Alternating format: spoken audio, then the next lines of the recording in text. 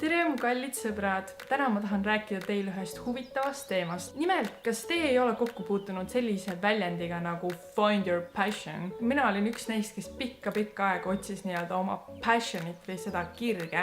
Kirja all ma mõistan siis seda, et on mingisugune teema või asi või tegevus või töö või asi, mis mulle nii kõvasti meeldib ja mis on minu jaoks siis täiuslik eneseteostus. Ma olen selle väljendiga nii-öelda maadelnud juba 7 aastat, sest tegelikult jõudsime juba pikka aega tagasi järeldusele, et see on tegelikult hästi halb nõu. Sul ei ole lihtsalt, ma ei tea, kaasa sündinud mingisugust tahet, mingisugust asja teha. Ja kuidas sa selle siis peaks üles leidma? Kas see üldse on reaalne? Kas siuke asi üldse eksisteerib? Ja nendele inimestele, kes mind veel ei tunne, ma pean teile korraks mainima, et ma olen üks super nii-öelda obsessiivne eneseanalüüsija ja tegelikult ka teiste inimeste analüüsija. Mulle meeldib nii-öelda õppida ennast paremini tundma, ennast paremini mõistma ja mulle meeldib aidata ka teistel inimestel seda teha. Ja seetõttu, kuna ma kogu aeg kuulen, kuidas inimesed räägivad mul kui mingi follow your passion ja mis iganes, et sul on mingi unistus, et tee see teoks ja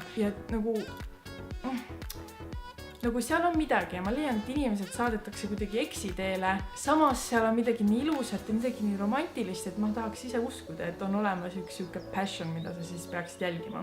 Aga lõpuks ma leidsin nii-öelda viisi, kuidas seda väljendit paremini mõista ja enda jaoks ära kasutada. Kui sa ei tea, mis on sinu jaoks see hea viis, kuidas ennast teostada, siis palun ma tutvustan teile nii-öelda enda mudelit, mis kindlasti aitab teil endas paremini selgusele jõuda. Ma jaotan selle follow your passion väljendi enda jaoks 2 osaks. Esimene osa on siis sinu roll ja teine osa on sinu valdkond. Tegemist ei ole ühe suure passioniga, vaid siin on tegelikult mitu olulist komponenti, mis lõpuks on siis see jackpot. Räägime siis sellest rollist kõigepealt. Roll kujutab endast seda, mida sa päriselt nii-öelda igapäevaselt teed. Mis on sinu ülesanne, mis on need väiksed protsessid, need tegevused, need asjad, millega sa iga päev nii-öelda kokku puutud. Rolli all ma mõtlen seda, et sa võid olla juht, turundaja, sa võid olla keegi, kes teeb müüki, programmeerija, insener, arst, kunstnik, käsitööline ja nii edasi. Kontekstist on mul hea võtta kohe mind näidisena. Ma olen leidnud, et paar tegevust, mis mulle hullult meeldib, ongi mingite asjade organiseerimine, süstematiseerimine. Ma sobiksin hästi nii-öelda projektijuhi positsioonile, sest ma võtan selle suure ülesande ja ma jaotan selle väga efektiivselt väikesteks juppideks. Ma jaotan selle inimeste vahel ilusti ära, ma oskan niimoodi inimesi kokku tuua, leida nende, ma ei tea, kõige suuremad tugevused ja panna need tugevused koos mängima. Paljud sükestes asjades ka nähtavasti nüüd on nagu elu näidanud, et mul on mingisugune skill täitsa olemas. Ehk siis, mis on sinu jaoks need tegevused, need protsessid, need operatsioonid, mida sulle meeldib teha. Ja kindlasti on siin oluline tõesti silmas pidada, et mis on sinu tugevused, mida sa saaksid siis ära kasutada. Kui sa üldse ei oska öelda, mis on sinu mingid tugevused, siis tegelikult siinkohal ma saan soovitada ühte väga lahedat testi. Selle testi tegi selline organisatsioon nagu Gallup Strengths Center, mis on siis USA üks organisatsioon, millel on reaalselt 10 aastaid researchi selle põhjal, et mis on need nii-öelda omadused, mille põhjal inimesi saab kuidagi kirjeldada. Ja mulle on see test kingitud, ma olen ise ka kinkinud seda paljudele oma sõpradele, sest sellest oli tohutult palju kasu. Sa põhimõtteliselt teed selle testi ära, sa võtad mingi 45 minutit ja sa saad umbes 20-lehelise väga põhjaliku ülevaate iseendast. Odavam versioon sellest testist on see, kui sa saad teada 5 enda kõige suuremat tugevust. Selle testi tegemine annab sulle hästi hea insighti siis, et missugune võiks olla see roll, kuhu sina hästi kuulud. Ja nüüd räägime siis selle follow your passion teisest komponendist, milleks on valdkond. Valdkonna puhul on siis tegemist selle maailmaga või selle teemaga, mis sulle nii-öelda naturaalselt huvi pakub. Minu meelest ongi see siuke nagu trikiga koht selle nii-öelda enda kire või eneseteostuse juures. Selle puhul ma tõesti ütleksin, et kui sa mõtled selle nii-öelda kirgliku ala või tegevuse all seda, et mis teemaga sa konkreetselt tegeled, siis ma leian, et see on väga õige koht, kus tegelikult otsima hakata.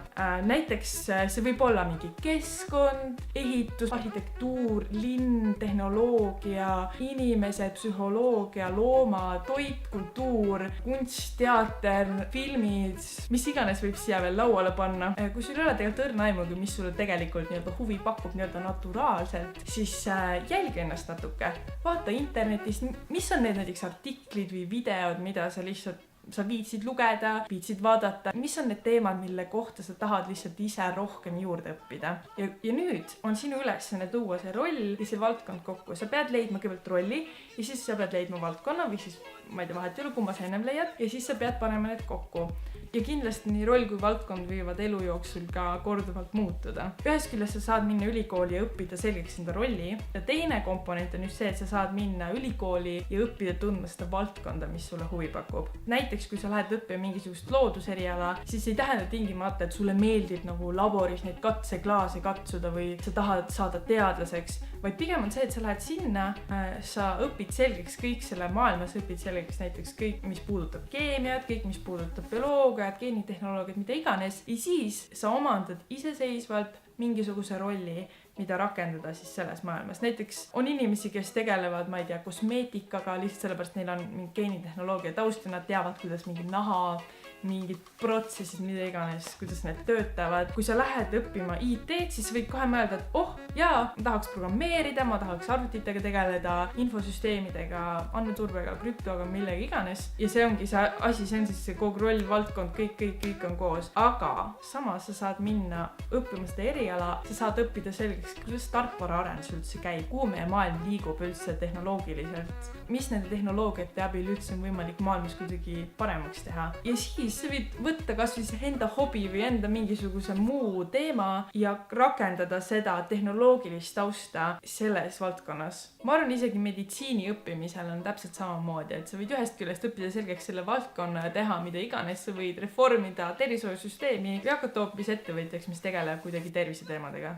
Ja kokkuvõtteks ma saan öelda, et sinu ülesandeks on siis leida enda roll, leida enda valdkond ja panna need kaks asja kokku. Tegele enda oskuste arendamistega, enda tugevuste leidmistega, tehes mis iganes projekte, sest et sinu roll on peaaegu sõltumatu sellest, et mis valdkonnas sa seda parasjagu teed. Ja teine asi, mida sa saad avastada, ongi siis, et mis sulle huvi pakub ja seda sa saad teha kogu aeg. Kui sa oled nii noor ja sa ei tea veel, mis on su tugevused, sul on nii vähe kogemust, siis sa saad pidevalt mõelda, et avasta neid kohti või neid maailmasid, mis sulle võivad huvi pakkuda. Ja kui sa oled need kaks asja leidnud,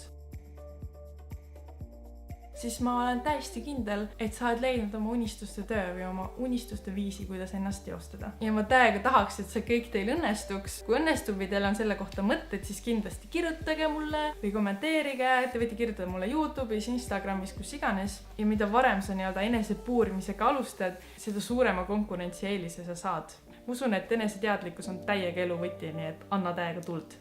Ja kui te ei soovi minu järgmistest videotest ilma jääda, siis vajutage seda tellimise nuppu. Seniks aga kõik ägedat ja näeme juba järgmisel korral. Tšau!